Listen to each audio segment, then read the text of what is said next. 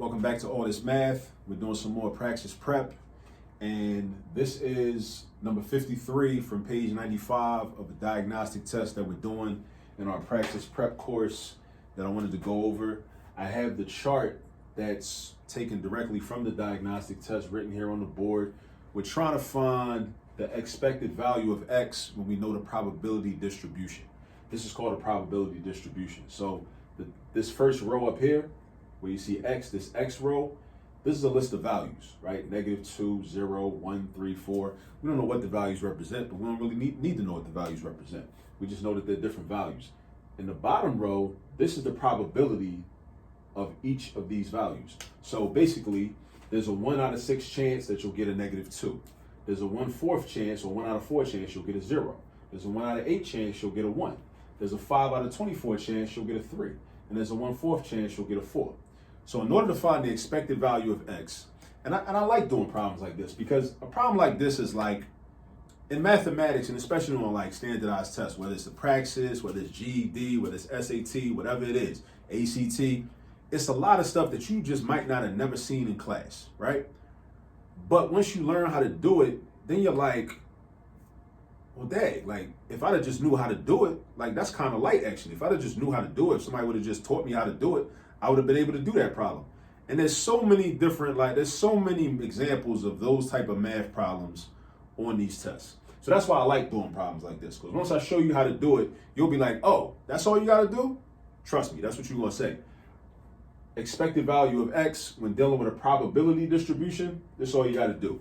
So what you do is you take the probability of each value, each given value, you multiply it by the given value, and then you add up each of those products. And your sum is going to be the expected value of X. Now, what does that look like? Let's start with this.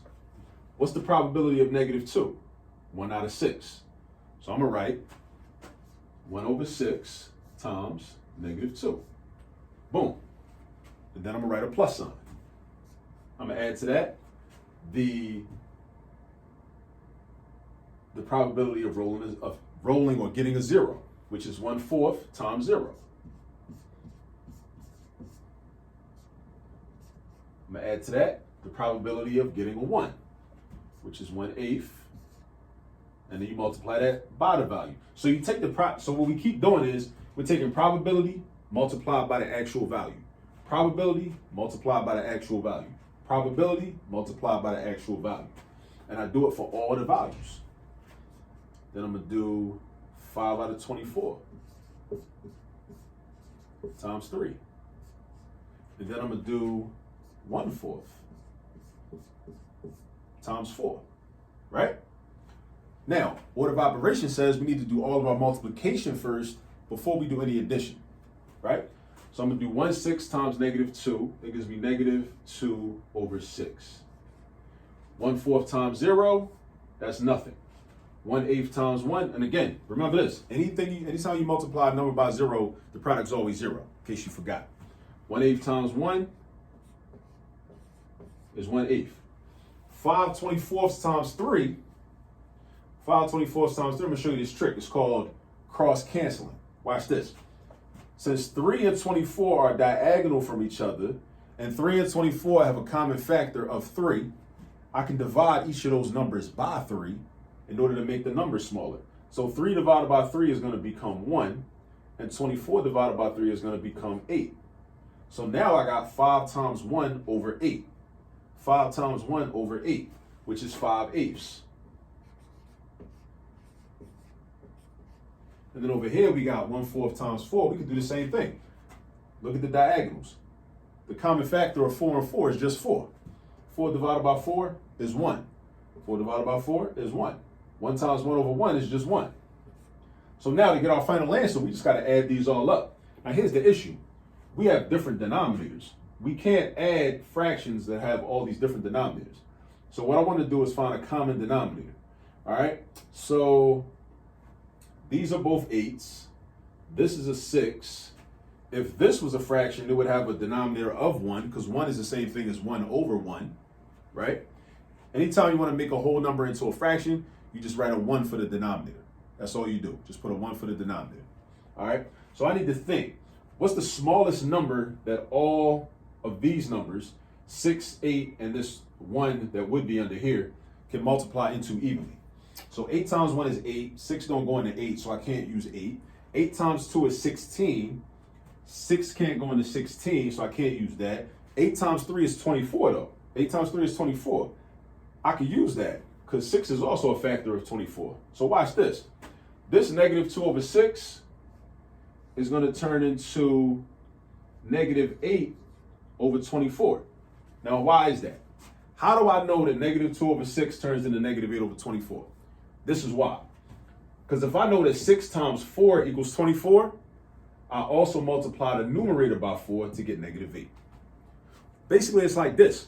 Whatever you multiply the denominator by to get your LCD is what you're going to also multiply your numerator by to get your new numerator. So if you got a new denominator, you need a new numerator. And you get it the same way, by multiplying by that same number.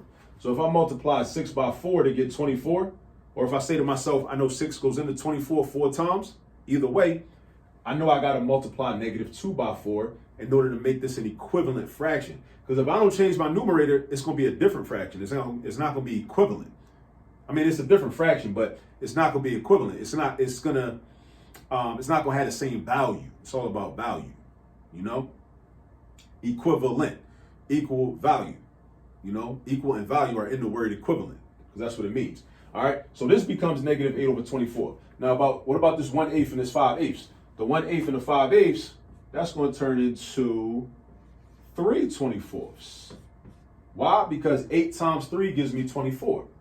So if I multiply the 8 by 3, I got to multiply the 1 by 3 to get 3 24ths. Then up here, with this 5/8, this is going to become 15 over 24. Because again, I multiply 8 times 3 to get 24, so I got to multiply 5 times 3 to get 15, right? Now with the 1, that's just straight 24 over 24. Because fractions that are equivalent to 1 always have the same numerator and denominator. They just always do.